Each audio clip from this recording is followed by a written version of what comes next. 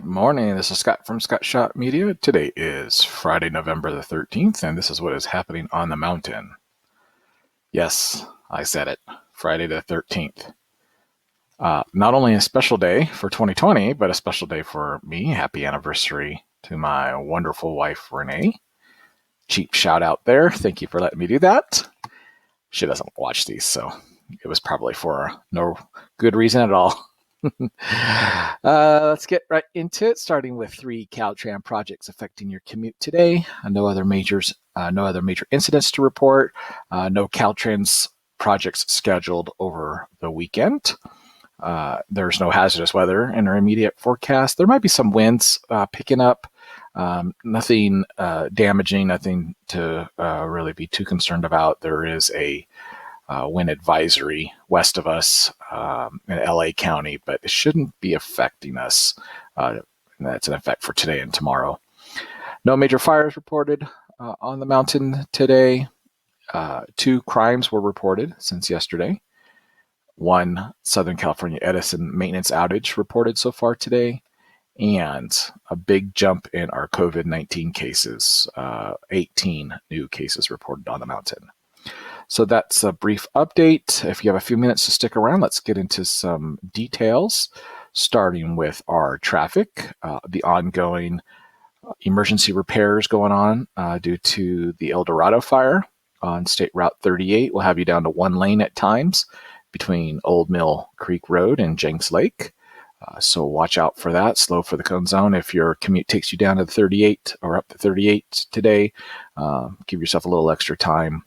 And that road work is supposed to be done by 6 o'clock tonight and or this evening, and no work scheduled for the weekend. Additionally, over here in the Twin Peaks area, State Route 189 between Lake Gregory Drive and State Route 173, you're down to 1 lane for a couple different projects, guardrail repair work, as well as some roadway excavation until about 4:15 this afternoon. Again, no work scheduled over the weekend. Lastly, tonight, overnight, you might be down you might have a detour depending on which direction you're headed, but northbound, southbound 330 to the eastbound, westbound 210 could be closed as they work to widen the highway down there at the bottom.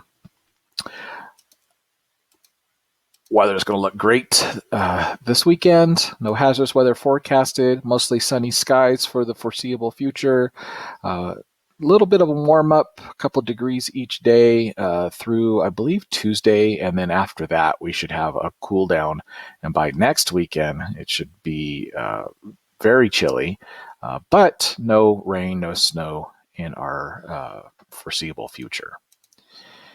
There is a wind advisory in effect west of us for LA County. Shouldn't affect the mountains today or tomorrow, but just be advised, might increase some fire weather issues in the Angeles, but we're sitting pretty good right now, especially when it comes to fires. Nothing reported currently on the mountaintop. There was a fire reported over here in North Lake Arrowhead this morning at midnight, 12:30, and the call seemed to have gone on for several hours. I'm not quite sure what is happening there. I don't have any details. I didn't see anything else posted about it. So if you know what happened over here, I believe it was on Zion, let me know so that we could share that out. 2 crimes reported on the mountain since yesterday. Over here on Big Bear Boulevard, there was a report of vandalism. And then over here in the Big Bear City area, there was a person arrested for possession of a controlled substance. There's only 1 Southern California Edison outage reported so far today.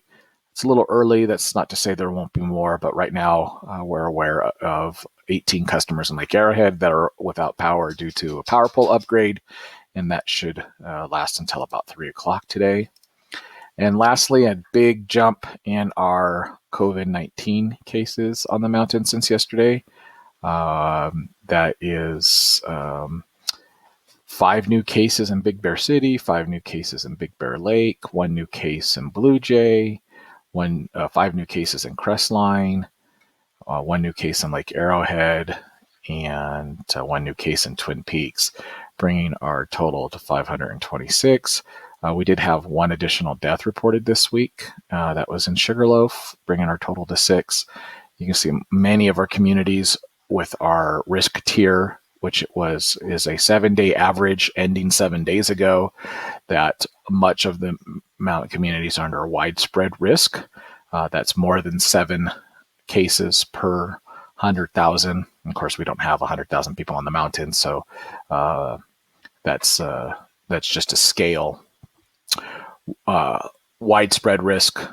On the average, there's a widespread risk through the Bear Valley, widespread risk the rim communities. You can see that we're hovering some places right around 1% of the total population having been infected from the beginning with COVID, 1.04 on the average mountain-wide, which is significantly better still than, let's say, for example, 3% of the population throughout the rest of San Bernardino County. But things are unfortunately escalating up here on the mountain.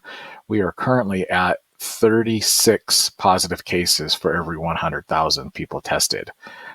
So we had 18 new cases. We have about 50,000 residents. So if you do the math, that's a risk tier of 36, which puts us in widespread, which is even more for the first time in the rest of the county. And this is these are daily numbers. So rest of San Bernardino County's daily risk is 35.3, slightly better throughout the rest of the state at 21.4, which is half of what the rest of the country's at, which is almost 50 people per 100,000 testing positive. So we have some work to do, especially as we approach the holiday season, to remember to properly social distance and wear your face coverings when you're out in public. Again, this is Scott from Scott Shop Media. Have a great weekend. We won't be doing a live report unless there's a major incident going on, but we will update you on Facebook with late breaking news. So be sure to follow us, like us on our pages.